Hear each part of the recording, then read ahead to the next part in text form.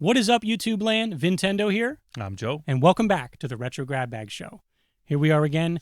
I want to bring up something related to what I saw on YouTube. I watched a recent video from a Pixel Game Squad, and the guy there, Riff, was talking about the future of game collecting. And there was one part that I really enjoyed. Well, I enjoyed the whole movie, the whole episode, but one part I really wanted to talk about because we just got a Switch, and it's basically like, Joe, in 10 or 20 years from now, what are you going to be collecting, right? Because we're going back to this stuff, obviously. Right.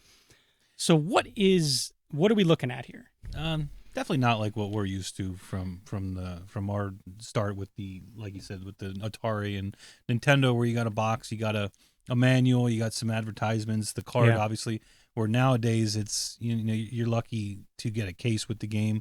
And when you do buy a game like an Xbox game or a Nintendo game, there's just nothing there. Yeah. So here's exactly what we wanted to quickly bring up. So I just got this Monster Hunter World. It's a recycled case, so it's actually thinner, right? There's your Blu-ray, DVD, whatever that is. Right? That's collectible, maybe. They have the hooks in there for the game manual, not there. So game manuals came with everything. We could collect that, But here's the worst part. Like I said, we just got the Switch. We only have 4 games for it. A little plastic thing, right? What the hell is this? Is this a little SD card? Mm-hmm. You know what's going to happen with this 10 or 20 years from now? Told you earlier. This is going to end up in someone's garbage. This little thing is going to be thrown away. And then what are you looking for? Here's the hooks for the manual. Yeah. No freaking manual. Right. Like, It drives me nuts. Like the collecting scene won't be obviously like it is. It will depreciate. But then you have a company like Blaze Entertainment with the Evercade, which came out last year, doing collections of retro compilations and stuff. And there's some new games in there too, which is awesome.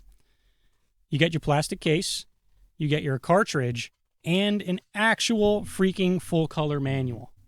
Like, I'll show close-ups of these. Like, that's pretty much spot on to what we're used to from the old games when you get them brand new. So and all of these Evercade carts are $20 a pop, right, regardless. I'm not trying to sell these. I just really like the Evercade. I was telling you that earlier too. Mm-hmm. It's like it caters to us retro people. You said that. Right.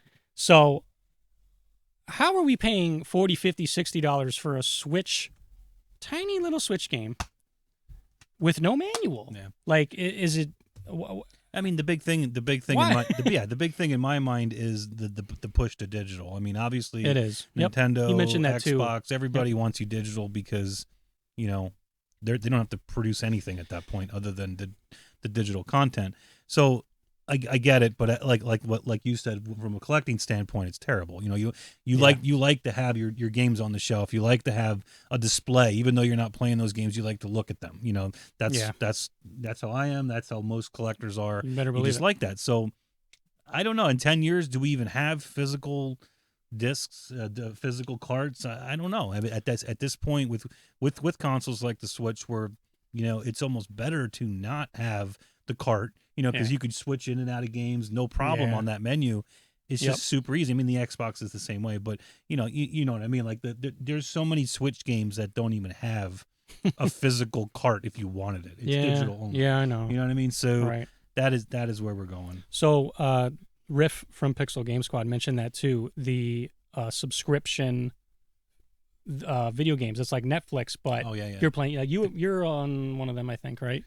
You're talking like the cloud gaming platforms where you're actually like playing. You're basically downloading it in real time. Yeah. And playing the game, but the everything's being processed on a remote system. Exactly. So there's no physical. Yeah. I mean that's the future. I guess, unfortunately, I think that is the future where you're not even gonna have to own a console. So there will be no game hunting, and maybe these things will only skyrocket. Yeah. I don't know, because how rare they're going to be, and people will hang on to it.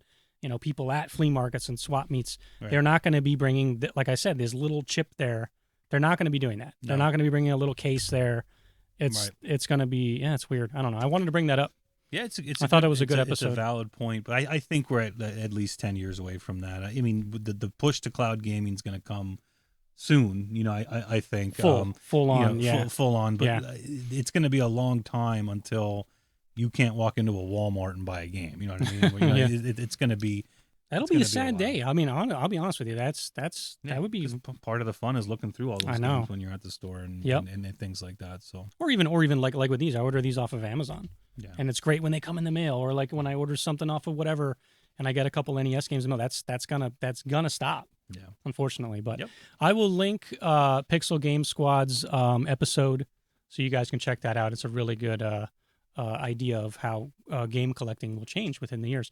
But anyway, that's all I wanted to say. This is VinTendo, and Joe. What does Frank say? Play hard.